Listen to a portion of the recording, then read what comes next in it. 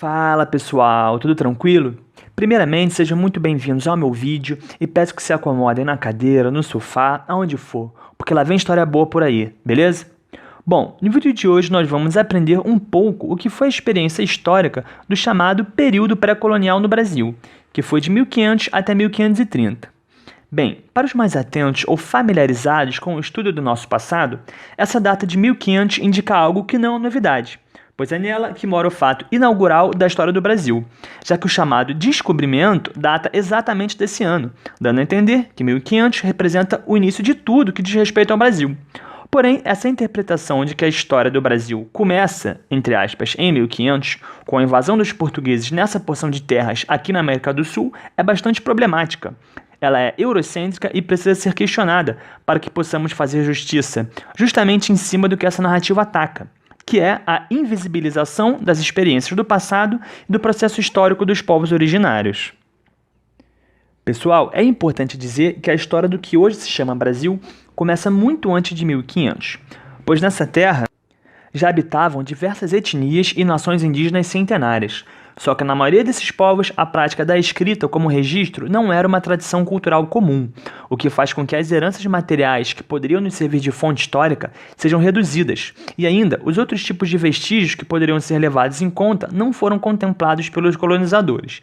E muita coisa que poderia revelar mais sobre um passado mais remoto do que viria a ser o Brasil se perdeu, junto com o extermínio em massa que vitimou milhões de indígenas nativos, certo?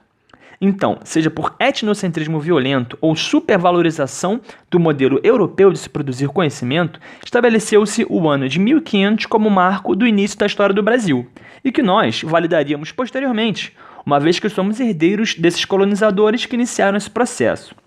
Para fins didáticos, essa data é reconhecida, porque a continuidade da narrativa da história do país se dá em cima dessa premissa inicial. Mas lembre-se, o Brasil é uma construção e ele tem muitos elementos que antecedem o ano de 1500, tudo bem? Para quem pretende ter um aprendizado em história bem eficiente, uma dica que realmente pode auxiliar nos estudos é buscar entender o significado das palavras que compõem os títulos dos episódios do passado que tomamos como objeto de nossa atenção. Nesse sentido, analisamos então o tema do vídeo de hoje, que é apresentado pelo nome de período pré-colonial. E uma vez que nos apegamos ao que essas palavras querem dizer, nós, de antemão, já sabemos o que podemos esperar sobre esse assunto e já adiantamos parte do processo de entendimento, não é mesmo? A palavra pré significa antes ou anterior, e colonial se refere à experiência de colonização portuguesa em suas posses de terra sul-americanas. Ou seja, tratamos então, pessoal, do período imediatamente após Portugal ter invadido essas terras em 1500 e começado a se relacionar com elas logo em seguida, sem estabelecer ações ou práticas de colonização propriamente dita ou iniciar esforços de construção de um projeto de sociedade colonial. Então, entender o período pré-colonial é justamente conhecer esses empreendimentos portugueses no Brasil nesses primeiros 30 anos com pouca presença metropolitana, beleza? Outra dica importante ao estudar o passado é saber que nada acontece à toa ou por acaso. Dessa forma, uma vez que a gente entende o contexto que fez com que os portugueses chegassem ao Brasil, a gente consegue dar sentido para essa pouca presença lusitana ou falta de colonização inicial que caracterizou o período e assim poder justificar o nome didático que ele ganhou. Tranquilo? Período pré-colonial. Bom, nesse sentido, é importante relembrar que não só em 1500, mas em todo o século XV, Portugal dedicava seus esforços para a construção de uma rota marítima que os pudesse levar às tão almejadas Índias, a fonte das lucrativas especiarias no contexto de grandes navegações. E somente 2 anos antes, em 1498, sob o comando do navegador português Vasco da Gama, Portugal havia cumprido seu objetivo e alcançado as sonhadas Índias, e assim eles puderam começar a usufruir dos benefícios do enriquecedor comércio oriental de especiarias, passando a ser o seu principal agente internacional. Então, em 1500, a famosa esquadra comandada pelo navegador Pedro Álvares Cabral, conhecido por todos nós, sai de Lisboa a fim de consolidar a rota desenvolvida por Vasco da Gama, o périplo africano, sob o domínio da coroa portuguesa e garantir a hegemonia dos lusos nesse comércio marítimo de especiarias. Porém, durante a navegação da rota, a esquadra de Cabral toma um desvio a oeste, não por acidente, como é comum ainda escutarmos por aí, e acaba alcançando terras para eles desconhecidas, que viriam a ser o Brasil mais tarde. Cabral, sabendo que se encontrava do lado português do Tratado de Tordesilhas, toma posse da nova terra em favor da coroa portuguesa, porque o acordo assegurava esse direito e dava legitimidade ao mesmo. Depois de pouco tempo na terra recém-encontrada, buscando encontrar algo que empolgasse o interesse mercantil da coroa, os portugueses comandados por Cabral retornam ao mar e continuam a jornada rumo às Índias, que era o objetivo principal dos navegadores e que justificou eles terem saído de Portugal no início de tudo. Então, pessoal, fica claro dizer que Portugal não começa a colonizar o Brasil logo assim que chega e toma posse do território, porque não encontra, à primeira vista, nenhum produto ou riqueza que eles pudessem comercializar com um valor equivalente ou maior do que as especiarias das Índias, como os metais preciosos encontrados pelos espanhóis em sua porção de terras nas Américas, fazendo então com que as Índias continuassem sendo o destino principal que movia mais esforços e interesses da coroa portuguesa nesse momento, deixando o recém-encontrado Brasil em segundo plano, sem a necessidade de se colonizar, porque, de novo, aos olhos dos portugueses, isso poderia ser uma aposta incerta. Por que direcionar seus recursos e gastos para tentar descobrir o que poderia ter de lucrativo no Brasil, sem ter certeza alguma de retorno, quando eles já sabiam onde estava a certeza de lucro naquele momento, que eram nas Índias? Como o comércio das Índias era muito lucrativo, a coroa portuguesa optou por não dividir suas atenções econômicas e fazer novos investimentos em outros lugares. Por essa razão, entre 1500 e 1530, os portugueses fizeram no Brasil as primeiras incursões no território, extraindo apenas o que poderiam encontrar à primeira vista, sem precisar de ações que demandavam mais recursos da coroa ou que exigiam a necessidade de estabelecer colonização para ser realizada, para que dessa forma o comércio oriental de especiarias não fosse atrapalhado. Faz sentido, né? Nessas incursões ao território, os portugueses fizeram do pau-brasil o primeiro produto a ser apropriado e comercializado de maneira sistemática nesse período, dando vida ao primeiro ciclo econômico luso-brasileiro.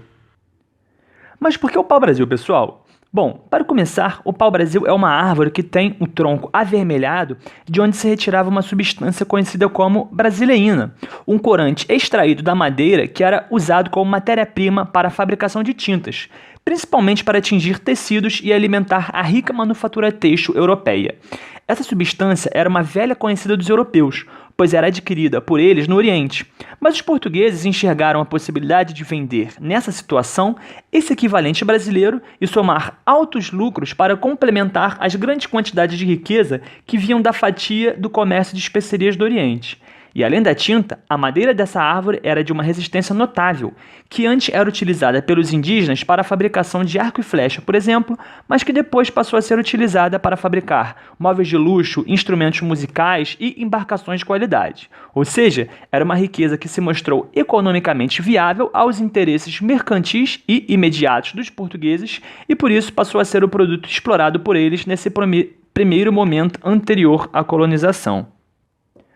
Como a coroa não pretendia criar muitas responsabilidades que demandassem ações colonizadoras no Brasil no período para não diminuir os investimentos destinados ao comércio oriental, o rei determinou que a exploração dessa atividade econômica seria de responsabilidade de terceiros, particulares, que ganhariam da coroa a concessão de exploração dessa riqueza em troca de impostos.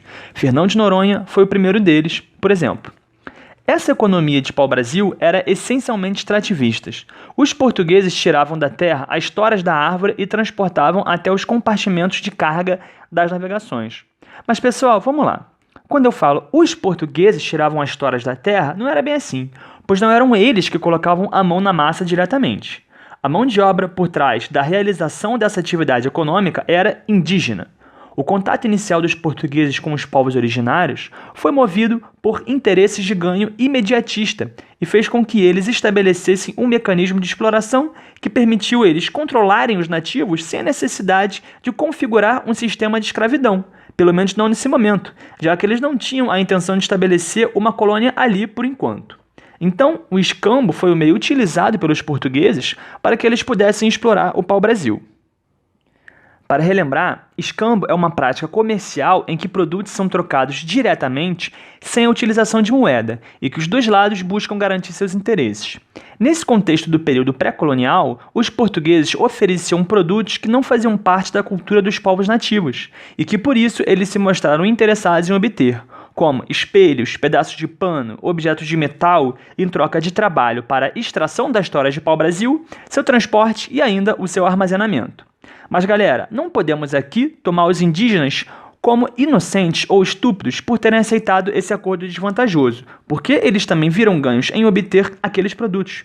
A prática do escambo não é tão simples de entender e demanda um vídeo só para aprofundar em como ela se decorreu, o que de fato mostra sua complexidade social. Uma vez que o pau-brasil era retirado da terra, ele era armazenado nas feitorias, construções típicas do período, e foi o estabelecimento mais próximo de uma prática colonizadora que Portugal desenvolveu nessa fase. Além de funcionarem como pequenas fortalezas para proteger contra as invasões estrangeiras no litoral brasileiro, eram mais voltadas para servirem como espécies de depósitos ou armazéns guarnecidos por portugueses para guardar as toras de pau-brasil e abastecer os navios que passavam rumo às Índias, fato que indica a posição que o Brasil assumiu no Império Ultramarino Português no momento, um entreposto comercial na nova rota rumo às Índias, que passava pelo Brasil, o que reforça, mais uma vez, o entendimento que ele não era o objeto de atenção principal de Portugal até então.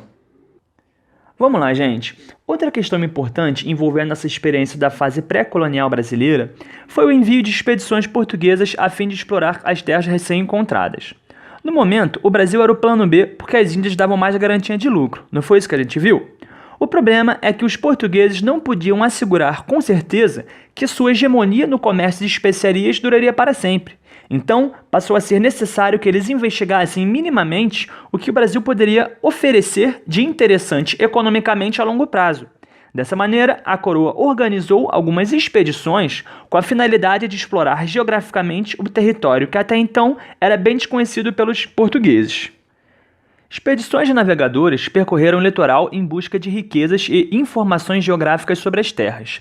Iam à procura de metais preciosos, produtos tropicais com valor mercantil, portos naturais, rios navegáveis, entradas para o interior, as dimensões totais do território e tudo que poderia ser relevante aos objetivos econômicos e exploradores de Portugal. E retornavam, como resultado dessas empreitadas, com novos mapas atualizados, alguns animais silvestres e muito pau-brasil a ser vendido na Europa, sem grandes descobertas. Eu disse que não aconteceu nenhuma grande descoberta, não foi? Mas na verdade, galera, esses navegadores portugueses encontraram sim um problema que foi determinante para a mudança dessa política de pouca colonização de até então: a presença de corsários estrangeiros no litoral brasileiro. Por não serem contemplados pelo Tratado de Tordesilhas, que só privilegiou os interesses portugueses e espanhóis na corrida de ganhos ultramarinos, os outros países não reconheciam a validade ou a legitimidade do acordo e lançavam seus navios ao mar sem muitas preocupações, chegando e explorando em terras que supostamente deveriam ser de posse portuguesa ou espanhola. Pois bem, no Brasil, assim como os portugueses, esses estrangeiros também estabeleceram alianças econômicas com algumas tribos indígenas e exploraram o pau-brasil, ação que representava uma ameaça contra a coroa portuguesa à posse do território. E tem mais, pessoal. Somado a esse problema, em meados da década de 1520, os portugueses passaram a sofrer concorrência mais intensa no comércio de especiarias. Isso fez com que os comerciantes portugueses não lucrassem tanto quanto antes com as Índias. E essa queda de lucro proveniente da diminuição do comércio oriental obrigou a coroa portuguesa a ter outros planos para o território brasileiro. Quais? A sua colonização. Faz sentido, né? Colonizar, ou seja, fixar pessoas no território brasileiro e encontrar meios para explorar economicamente essas terras, passou a ser uma determinação portuguesa como solução para resolver, ao mesmo tempo, dois problemas que passaram a prejudicar os interesses mercantis portugueses. A presença estrangeira no Brasil, que ameaçava sua posse, e 2, o declínio do comércio de especiarias. Povoar e colonizar o território poderia tanto proteger a sua posse, quanto diminuir e ainda recuperar o prejuízo comercial obtido nas Índias. Dessa forma, em 1530, foi organizada a primeira expedição colonizadora do Brasil. Coube a Martim Afonso de Souza liderar um grupo de mais de 400 pessoas que vieram ao Brasil com essa missão. A expedição, que chegou ao Brasil em 1531, navegou ao longo do litoral, combateu franceses, procurou metais preciosos e trouxe cana-de-açúcar, já com a intenção de estabelecer um modelo de economia colonial. Em 1532, foi responsável pela instalação oficial da primeira vila do território, a de São Vicente, no litoral sudeste da porção de terras. Então, se torna óbvio dizer que, com o início das empreitadas colonizadoras no Brasil, inauguradas pela expedição de Martim Afonso de Souza, a fase pré-colonial se encerra e dá início, então, ao período colonial, que duraria quase 300 anos. Bom, pessoal, é isso. Espero ter sido claro, que vocês tenham gostado do conteúdo trabalhado e apresentado aqui hoje. Obrigado, meu povo, e até a próxima. Grande abraço.